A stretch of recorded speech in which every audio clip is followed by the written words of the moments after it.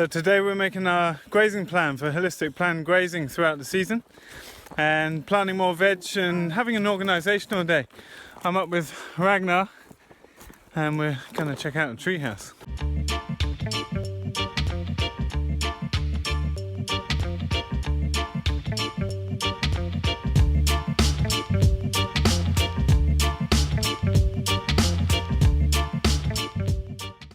So we've been working on the grazing plan today, doing a bit of lesson about grass physiology and why we're grazing the way we do.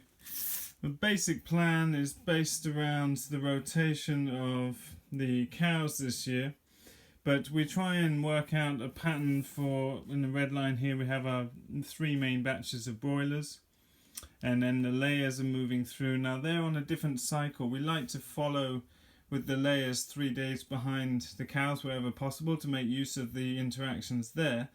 But it's not always possible to do that because we're grazing about 13 hectares now, including the neighbour's land. And so it's not possible to, the cows are moving really fast when the grass is growing fast. As grass production ramps up here, they're moving really quickly around all the paddocks. And we'll then leave the farm to stockpile at the end of the year and take it really slow as we go into November, December time. Something we need to do is work with set fencing for the eggmobiles, and they're moving within tree lanes, so 10 meters in nut field is the width, 12 in front field, 9 meters in top field. That determines the area. You see the hens get between 370 square meters and 450 square meters per day per eggmobile, but we're moving 2 and then 1 the next day. And so you have to multiply that by 1.5 to see how much land is being used each day. And it gives you the rough time it takes to go through the paddocks. So at times they're interacting, like the cows in a way are needed to keep the grass at a reasonable height that the eggmobiles function. And then we're also trying to keep the grass growing late into the year here. So it's been interesting. We've made a couple of changes to the plan because we had new fields that we're grazing from the neighbour.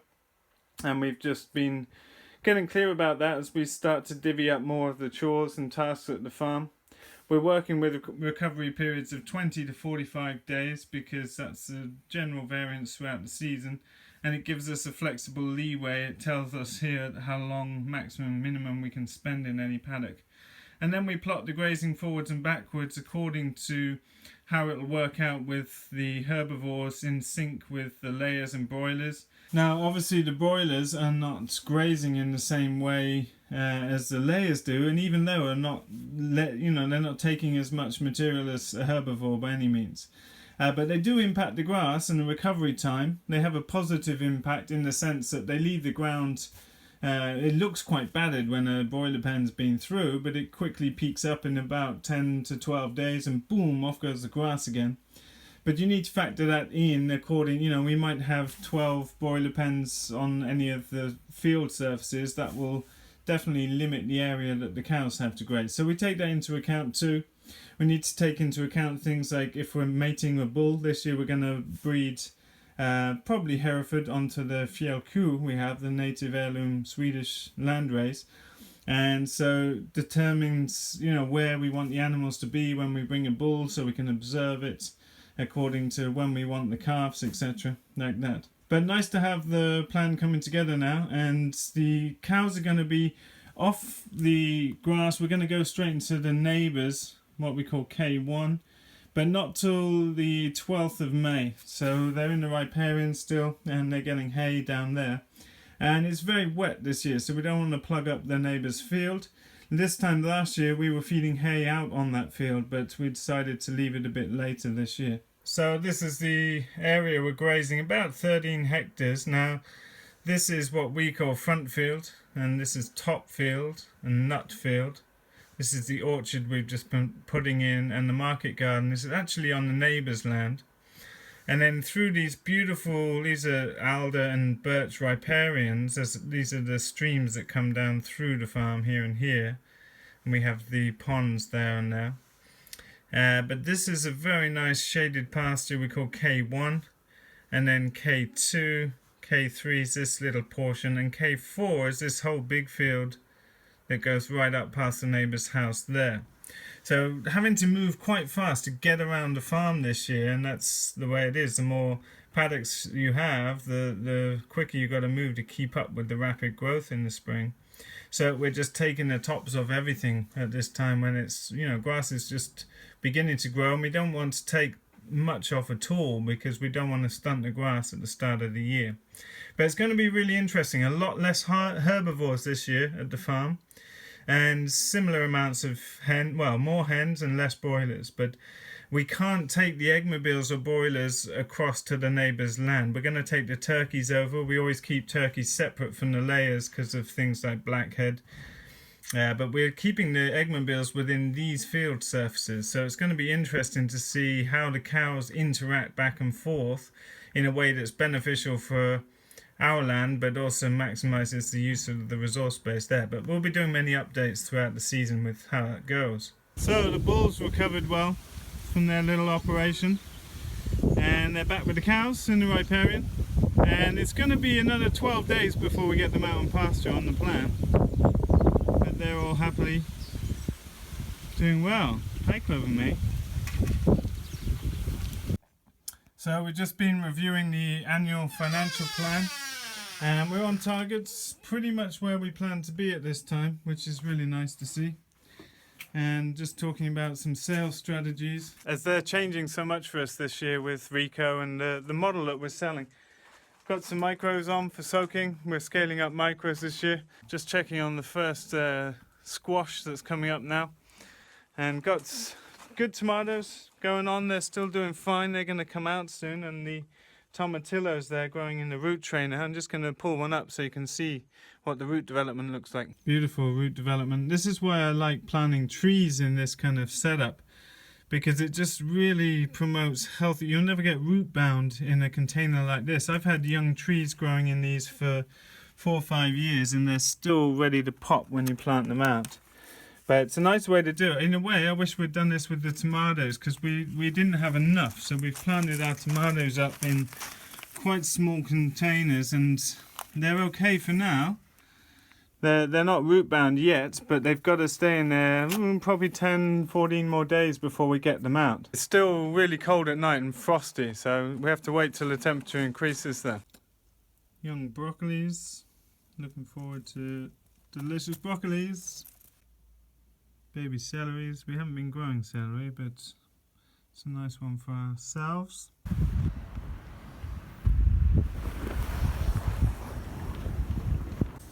Lots of transplants hardening off, tatsuris, kales, broccolis, cabbages, and just been transplanting a lot of beds of cabbage for sauerkraut. That's a new thing for us. We're putting in a whole bunch of beds of Keyline, a variety that we're growing specifically for sauerkraut to sell through the winter. And next week the rest of the spring onions and leeks and onions will be in. Things are doing well in the tunnel. This is a replacement from Motterstone, which we really liked last year. This is Flashy Troutback. It's doing well.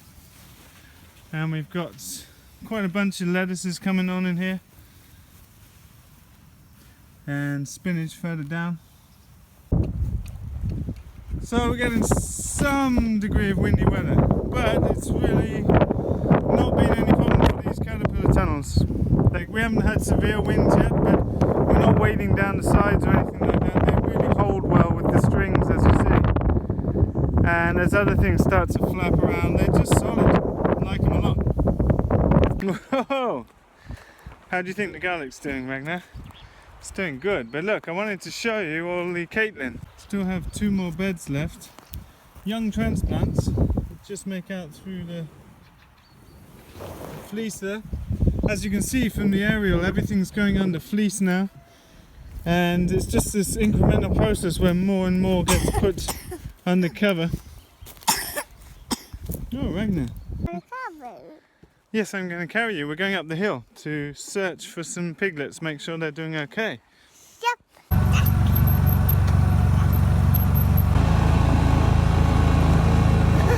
You got to hold on.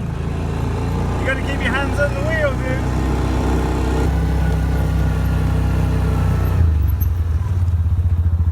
Here they come.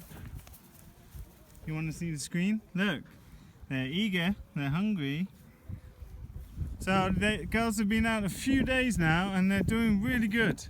They're exploring their full paddocks, and at night time we're putting the lights in I explained in a previous video. They're just all going back in on their own. It's amazing. It's a bit heavy on the ground right now because it's so wet. I'm really happy with the way the birds have settled in and they're respecting the fences. Got the energizers up. What do you think, Ragnar? Should we give them some food? Should we give the hens some food? There's more hens. They're hungry, they're waiting for us.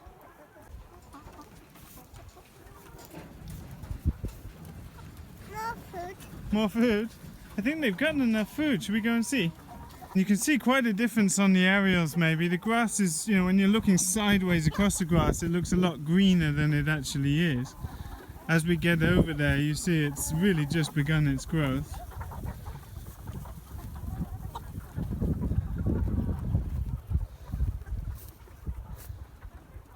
But important to keep them moving. It would be good to move them every day at this time, but it's a lot more work, and we get away with it because the hens are doing this scarification work, so it looks like they're roughing up the ground, but you know, that's kind of what a harrow does when you pull a harrow over grassland in the spring. So it recovers soon enough, as you've seen every year so far.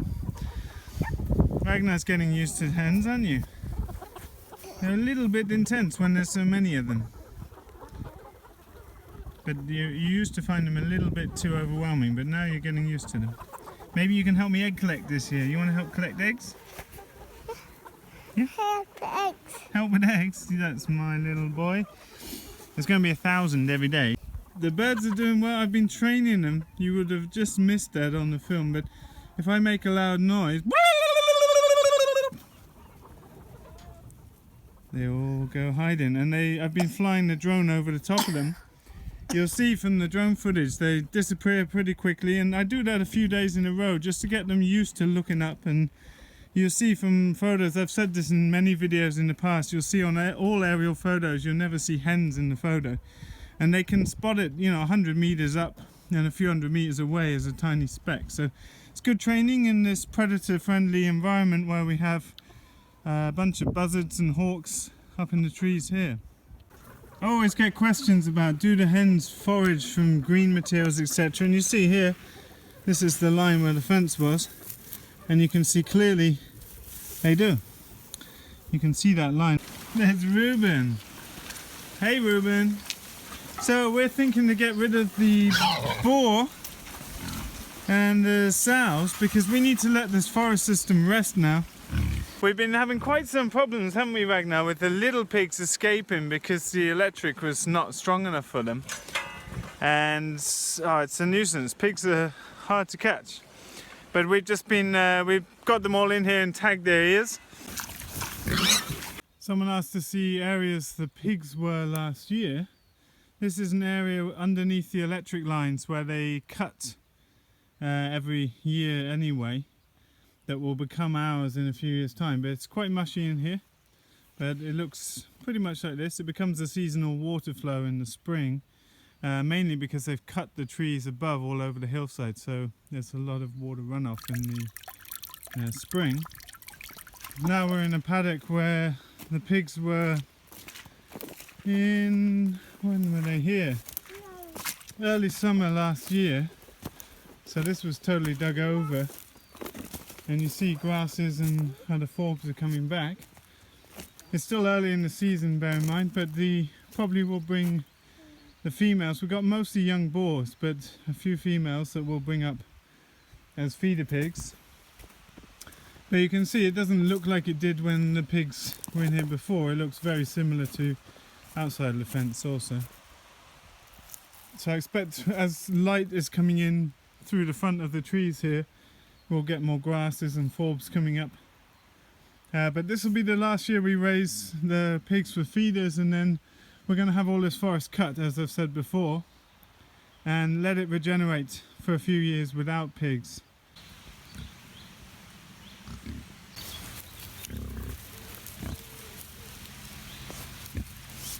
This is one of my favourite bits of the land around here. And Ragnar is particularly fascinated at throwing things in water right now. So this is a place I like to come, but it's super nice in here when the sun's coming in. It's a super little tranquil spot.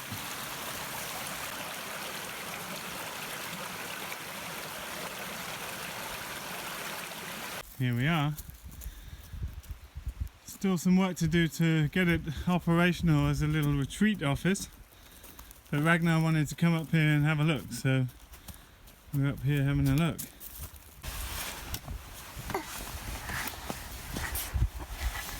I got you, buddy. Wow.